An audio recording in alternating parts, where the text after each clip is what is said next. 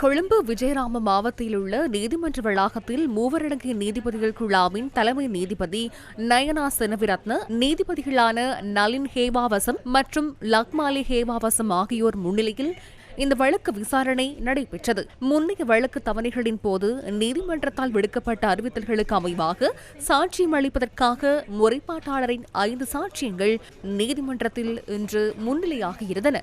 வழக்கின் 59வது சாட்சியாக பெயரிடப்பட்டுள்ள லங்கா நியூஸ் ஆசிரியர் சந்துருவன் சேனாதிர சட்டம் அதிபர் சார்பில் முன்னிலையான பிரதி சொலிசிட்டர் ஜெனரல் வசந்த பெரேராவின் வழிநடத்தலின் கீழ் சாட்சியம் அளித்தார். மேற்கோள் ஆரம்பம். 2010 ஆண்டு ஜனவரி மாதம் 24 பிரகீத் இக்னலிகொட காணாமல் போவதற்கு முன்னர் எம்மோடு இருந்த தருணத்தில் அவருக்கு காலையிலிருந்து தொடர்ச்சியாக தொலைபேசி அழைப்பொன்று வந்து கொண்டிருந்தது. நான் அந்த நேரத்தில் அவரிடம் கேட்டேன், மச்சான் யாரையாவது சந்திக்க வேண்டுமா என்று கேட்டேன்.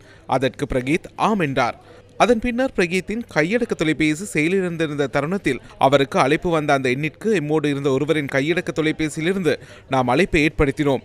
2010 ஆண்டு ஜனவரி மாதம் 24 மாலை லங்கா நியூஸ் அலுவலகத்தில் ஒரு விருந்து நடைபெற்றது. அந்த விருந்தில் கூட பிரகீத் கலந்து கொள்ளவில்லை. எம்மோடு இருந்துவிட்டு மாலை 7 மணி அளவில் பிரகீத் அங்கிருந்து புறப்பட்டு சென்றார். அதற்கு அடுத்த நாள் ஜனவரி 25 பிரகீத்தின் மனைவி சந்தியா இக்னலிகொட பிரகீத்தின் நண்பர் ஒருவர் ஊடாக எமக்கு தகவல் வழங்கியதன் பேரில் நாம் பிரகீத் குறித்து தேடி பார்த்தோம். அந்த நேரத்தில் நாம் பிரகீத்திற்கு அழைப்பை ஏற்படுத்தினோம். ஆனால் அவரது கையிலக்க தொலைபேசி செயலிழந்திருந்தது.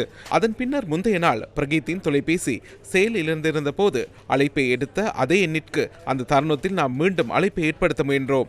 அந்த தொலைபேசியும் செயலிழக்க செய்யப்பட்டிருந்தது. அதன் பின்னர் தொலைபேசி நிறுவனம் ஒன்றில் பணிபுரியும் எனது நண்பர் ஒருவரிடம் அந்த தொலைபேசி இலக்கத்தை கொடுத்து பெற்றுக்கொண்ட தகவலின்படி முந்தைய நாள் பிரகீத்திற்கு வந்த அழைப்புடன் தொடர்புடைய அந்த தொலைபேசி இலக்கத்தின் சமிக்ஞைகள் கிரித்தலை பகுதியில் உள்ள கோபுரம் ஒன்றில் பதிவாகியிருந்தமை கண்டறியப்பட்டது. வழக்கின் 3வது சாட்சியான வசந்த் ஸ்ரீலால் ரத்நாயக்கு மற்றும் 11வது சாட்சியான ரத்நாயக்க முதியன் சலாகே அபய்ரத்ன ஆகியோரின் சாட்சியங்களும் இன்று பதிவு செய்யப்பட்டன. இதனைத் தொடர்ந்து மேலதிக சாட்சி விசாரணைகள் ஜூன் மாதம் 4 வரை ஒத்திவைக்கப்பட்டன. 2010 ஆண்டு ஜனவரி மாதம் 25 அல்லது அதனை அண்மித்த ஒரு நாளில் கிரித்தலை, ஹபரணை மற்றும் கொட்டாவை ஆகிய பகுதிகளில் வைத்து பிரதிவாதிகள் மேலும் அடையாளம் தெரியாத சிலருடன் இணைந்து ரகசியமாக தடுத்து வைக்கும் நோக்கில் ஊடகவியலாளர் பிரகீத் இக்னலிகொடவை கடத்திச் சென்றமை உள்ளிட்ட பல குற்றச்சாட்டுகளின் கீழ் சட்டம் அதிபரினால் இந்த வழக்கு தாக்கல் செய்யப்பட்டுள்ளது.